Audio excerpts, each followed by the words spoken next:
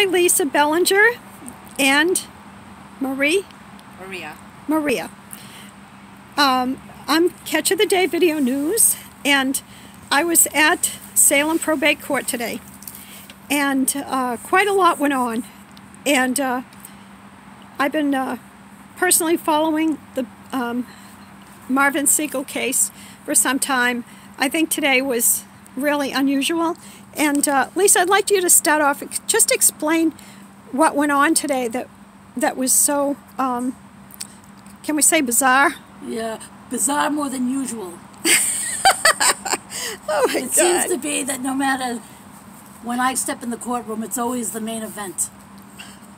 But today was more extraordinary than usual. I've been an attorney for 21 years, and I've never, ever have been asked when I go through the security post there at the court. I show my bar license, and they say, "Thank you, counselor," and I proceed. And I've been pro se and a licensed attorney for 7 years in the Salem Probate and Family Court, and not once have I ever been asked, "Excuse me, are you pro se today, or are you representing somebody?" So I arrived at the courthouse around 8:30, and waiting for the case to be called, and approximately around 10:30ish, all of a sudden I'm sitting in the courtroom, and the court officer gets my attention. He says, "I need to speak with you." And before that, we were busy separating all the papers and doing so. It almost looked like you had somebody with you, and I think the curiosity just kind of killed the cat. Well, I really was floored, because I'm like, I can't imagine that there was a problem of any kind. We hadn't even started yet. I didn't get going yet. And so I went out to the officer asked me to go out, and this particular court officer has known me for several years through this particular case. So he's well aware of who I am, he's well aware of this case, and not once has he ever asked me, "Are you representing yourself today, or are you here on another matter?" I was a little bit taken aback because, like I said, I've never have been asked that before. See, Lisa, I think you were quite shocked. I followed. As soon as he signaled her to go outside the doors between the courtroom and the hall so they could talk, I followed because I was concerned. Like, why would he have anything to, what could he possibly be asking her, and why would he, pull her aside? So I followed, and I'm glad I did, because she looked quite stunned. He said, "You can no longer use your if you're coming here pro se, you can't go through the security point using your bar card." Right. Even though the bar card's valid. Right. And I was trying to process it, because... Well, she was very stunned. I mean, clearly she didn't expect that, and I wasn't getting it. I didn't understand what was going on. I wasn't understanding it either.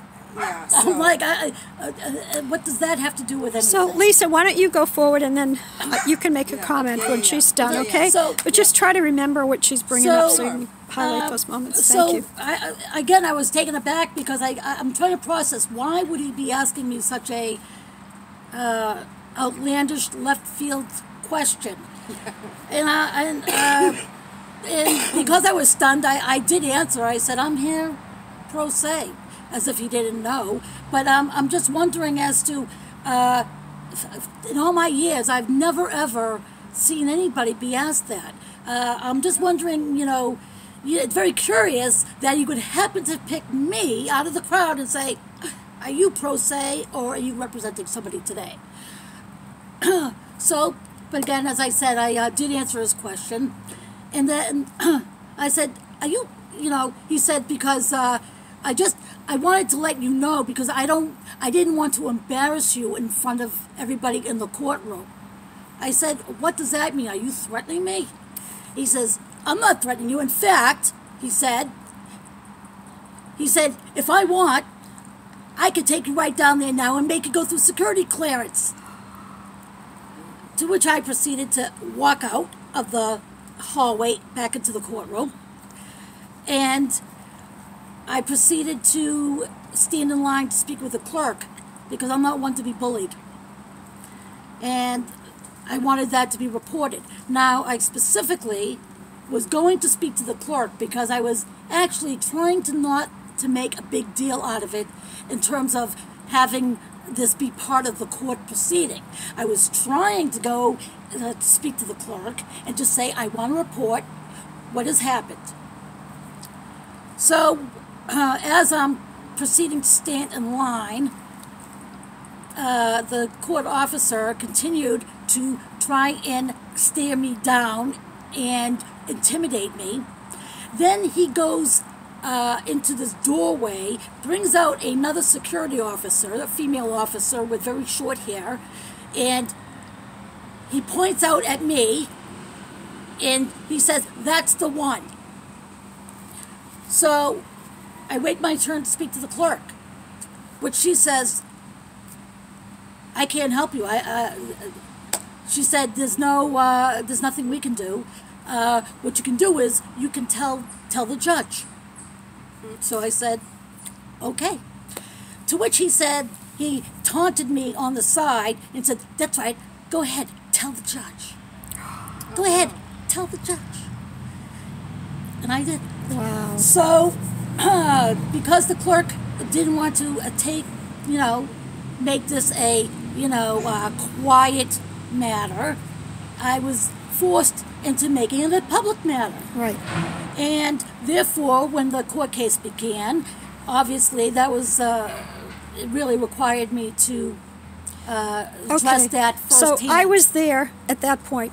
Now, can you give your catch up on your opinion? Could you think of anything else that Lisa kind of left out? That really kind of threw her off, and I was annoyed because it wasn't like it just completely threw her in left field. Like it got her all stressed out. Like, what the heck was this about? She's trying to figure out, where did this come from? So you were with her the whole time? Yeah, I followed her into the hallway because I thought it was odd that he would single her out and ask her. Yes. I'm like, nobody else has been picked out from. And thankfully she did, because I would have had an eyewitness. Just but for the grace of God, did she have her wits about her to say, this is unusual. Okay. Let me go and see what's going on. Yeah. Because so I it think was out of the ordinary. I think that's why the judge was upset as well. Well, in the hearing. Well, here's the problem. There's a problem that the judge didn't want to hear what the actual incident occurred.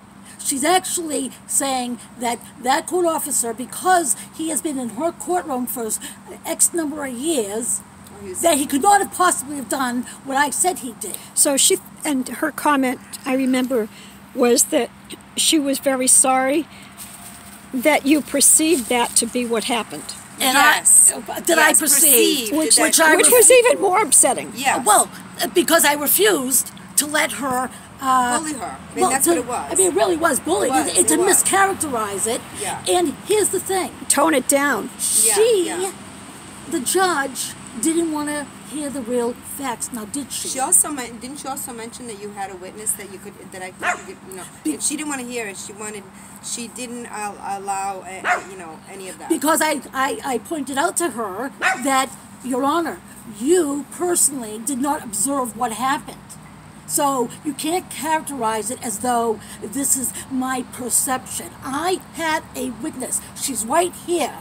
Please, let her testify as to what she observed. Okay. And at that point, the judge wanted to get into the Bixby story. But before that, you said something about filling out something or whatever, doing what is it when you... An affidavit? An affidavit? No, what was it?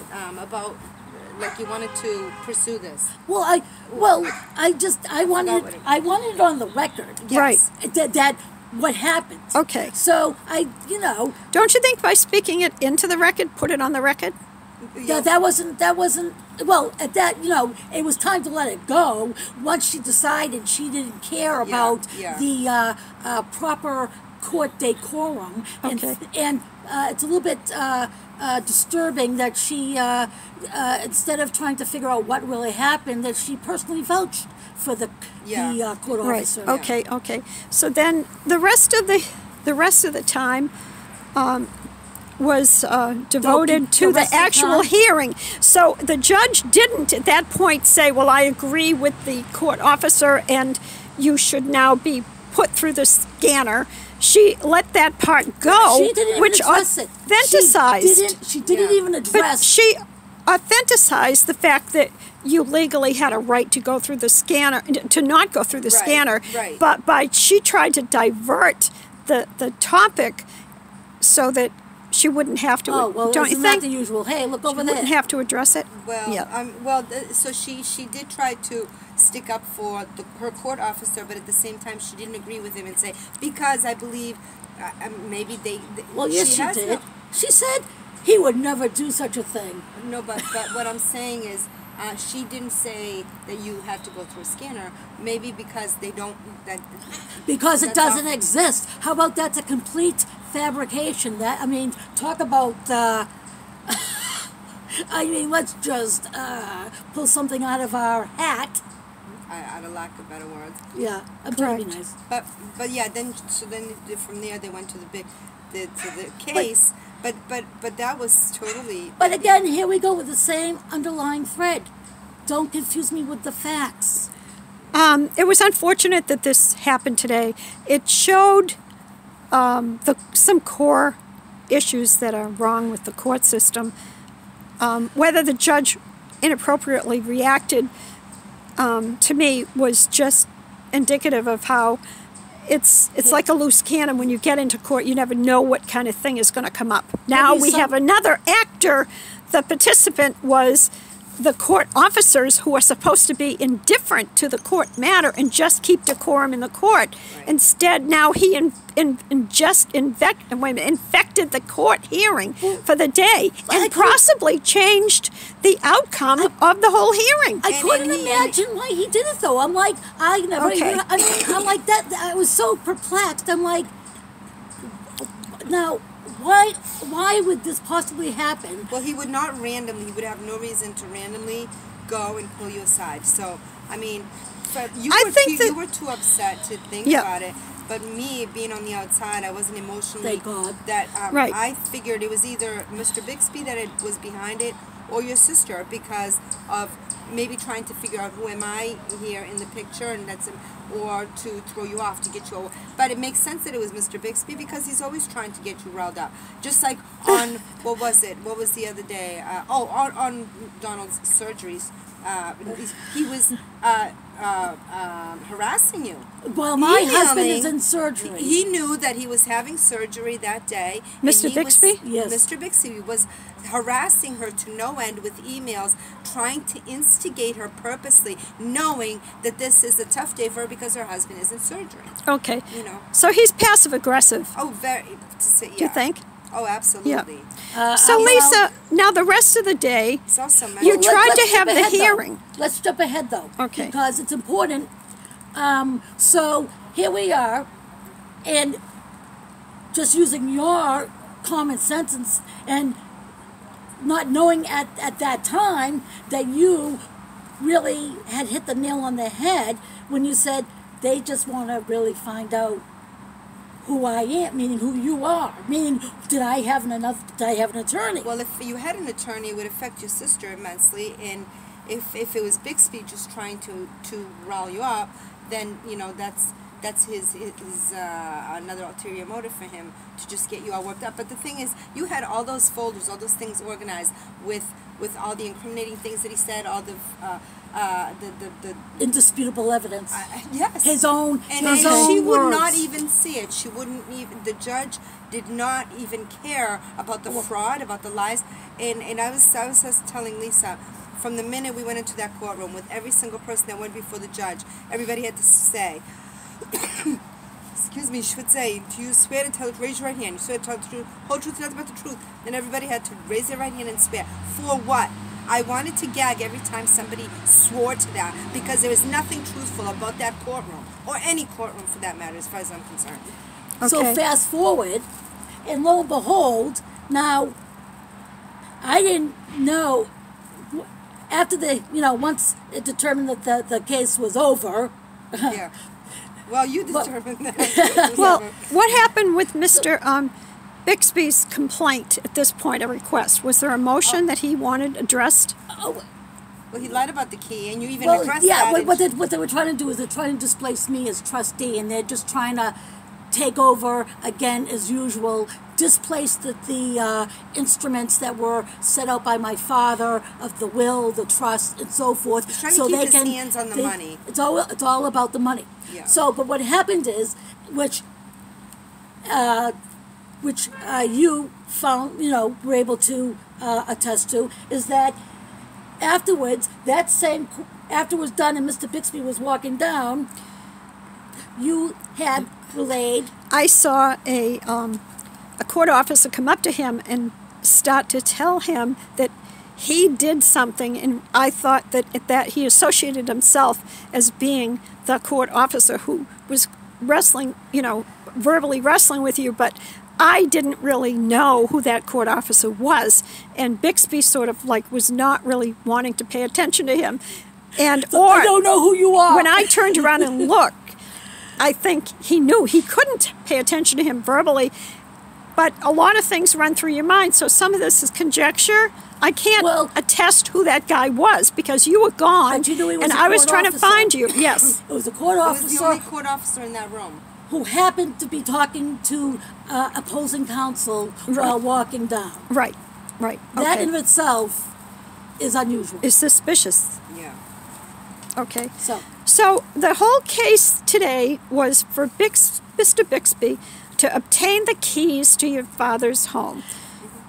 well, not just the whole thing was just for them to take control over the entire estate. So they're saying that there were 4 appraisers in there already that had Yes. appraised? He actually had the audacity. I mean, just talk about tripling down on the lies. It's amazing to me that he's actually able to look that judge in the face with it's indisputable lies, because if the judge had just taken the time to let me show the emails, which in fact are evidence, by the way. Speaking of emails, exactly. I never ever had heard that emails are not to be used as evidence. Excuse Yes. me. They are. They are. What do you think? Well, the judge said no. What do you think Hillary Clinton's emails are all about? Exactly. What did the judge say? Did she not say that the emails are not as used? Yes, she did. She said they're not outright said that, admissible. and in fact, it's a little ironic that in the prior hearing that she allowed emails in then. So they change the rules as they're going along, and I believe that this is why she decided to close down the courtroom after that, because I think once she thought about it, she decided, oh shoot, what just happened here? Well, yeah, I'm thinking that she actually saw a known independent reporter, Maybe. who has been following this case, and having realized that. And having realized that I wasn't backing down and kowtowing to her bullying, I mean, let's just say this. And you had another witness with you, and there was a whole courtroom full of people. A whole courtroom full. So when I later find out that there's a whole courtroom of people, and then after my case, she all of a sudden, it is relayed to me, saying that the courtroom is closed down for the day. As you were up there speaking, more people had been coming in for maybe the afternoon sessions or whatever. But a few people sat. The only reason I noticed is because while I was paying attention to you guys, there was a couple that sat down in front of me, and I noticed a few other people coming in. But this sums it up, and this is what I said as I walked out the courtroom. It all comes down to this: the fix is in. There's no other way around it. And I would. And I think that was wait. No, I just strolled. No, not strolled. Storm.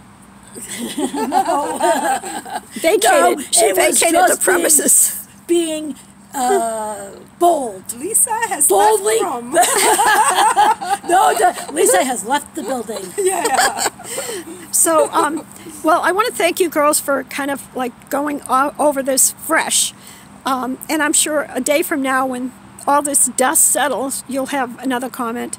But Catch of the Day Video News. And I just want to say, you know, for the sake of the work that I'm doing, that I really hope that people will really think about court watching, because I was asked to court watch and I had no clue what I was going to get in the middle of. And if you can become a member of Film Registry News and you go and attend a court hearing, then you can publish a story of what happened on your day in court. So please take ownership of this corruption at the court level and visit probate court. Visit Salem Probate Court any morning. Go over there and just sit in court for at least the first 4 hours. Thank you very much, girls. Make really a difference. appreciate it. Boots on the ground. Thank you.